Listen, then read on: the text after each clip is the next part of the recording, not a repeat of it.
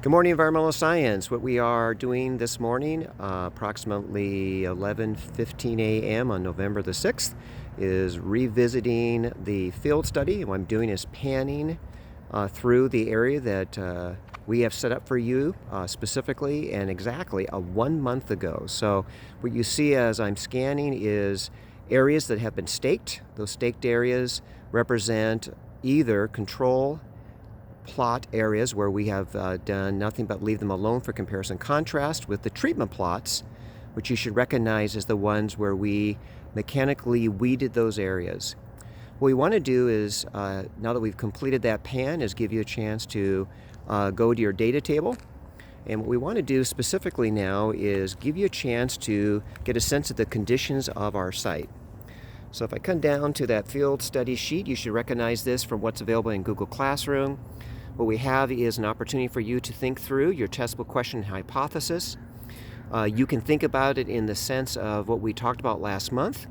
You can also write those in the language of what do I expect to have happened from last month, i.e. you can actually do these as unique statements and hypotheses from month to month. Today, as I mentioned, it's November the 6th, 2020. The first part of that table you should recognize has things that we want to know about the conditions. So what I'm going to do here is, recognizing the data logger just went to sleep, is give you a chance now to look at the device that we use to tell us information about temperature and light intensity. So if you take a look, we have a temperature recorded on that device of 15.5.